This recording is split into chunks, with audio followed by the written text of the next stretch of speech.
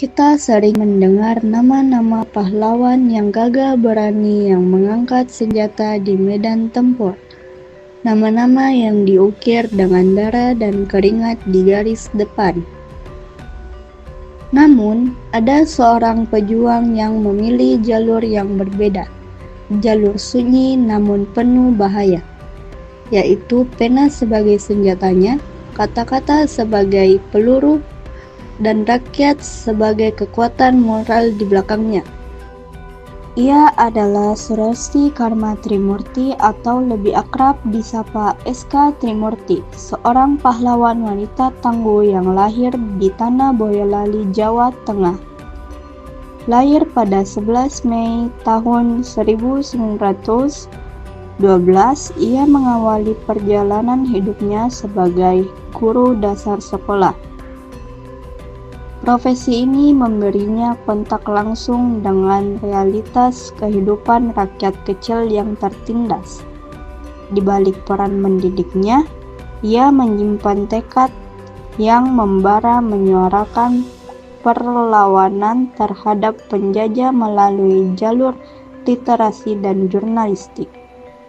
Di masa ketika kebebasan berpendapat adalah barang mewah, dan sensor pemerintah kolonial begitu mencekik, langkah Trimurti untuk menulis dan menerbitkan kritik adalah sebuah bentuk keberanian sipil yang luar biasa, bentuk deklarasi bahwa pahlawan intelektual sama pentingnya dengan perlawanan fisik. Perjuangan atau konflik.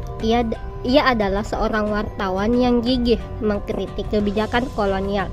Meskipun berulang kali menggunakan nama samaran, ia tetap ditangkap dan dipenjara oleh Belanda karena tulisannya yang membangkitkan semangat rakyat. Bahkan saat dipenjara 1939 sampai 1943, semangatnya tak padam.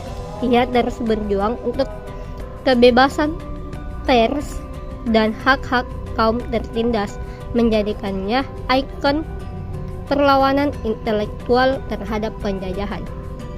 Kontribusi setelah kemerdekaan. Setelah proklamasi kemerdekaan yang didengungkan pada 17 Agustus 1945, perjuangan Trimurti beralih dari perlawanan terhadap penjajah menjadi fase pembangunan bangsa. Dedikasi dan pemahamannya yang mendalam terhadap isu-isu rakyat kecil, terutama kaum pekerja, membuatnya dipercaya memegang jabatan strategis. Ia ditunjuk sebagai Menteri Perburuan pertama Republik Indonesia dalam Kabinet Amir Syarifuddin, sebuah posisi yang sangat penting pada masa awal negara berdiri. Jabatan ini ia gunakan sebagai platform untuk secara fundamental memperjuangkan hak-hak dasar para buruh dan pekerja, sebuah golongan yang selama masa penjajahan sering diabaikan dan dieksploitasi habis-habisan. Ia berperan penting dalam meletakkan dasar-dasar hukum ketenagakerjaan di Indonesia, memastikan perlindungan upah yang layak, jam kerja yang adil, dan hak berserikat bagi pekerja. Selain rekam jejaknya sebagai menteri, Trimurti juga merupakan saksi hidup sekaligus pelaku sejarah yang mendalam. Sebagai istri dari Sayuti Melik, tokoh penting yang mengetik naskah proklamasi, Trimurti bukan hanya berdiri di samping sejarah, tetapi secara aktif ikut membangun fondasi bangsa. Ia menjembatani pergerakan kaum intelektual, buruh, dan politik untuk mewujudkan prinsip ketidakadilan dan memastikan bahwa suara buruh tidak pernah lagi terbungkam dalam arsitektur negara baru. Warisan terbesar dan paling abadi dari SK Trimurti bukan sekedar jabatan tingginya sebagai menteri atau sejarah nama yang tertulis, melainkan adalah nilai luhur yang ia tanamkan. keberanian intelektual, konsisten moral, dan keteguhan dalam membela kebenaran. Trimurti mengajarkan kita sebuah pelajaran yang relevan hingga hari ini, bahwa perjuangan untuk keadilan dan kemerdekaan bisa dilakukan melalui profesi apapun, bahkan melalui ujung pena. Ia membuktikan bahwa pena mampu melawan peluru, dan gagasan yang terstruktur mampu mengalahkan kekuasaan yang menindas tanpa harus menumpahkan darah. Ia adalah lambang bahwa kekuatan tulisan dapat meruntuhkan tembok keadilan.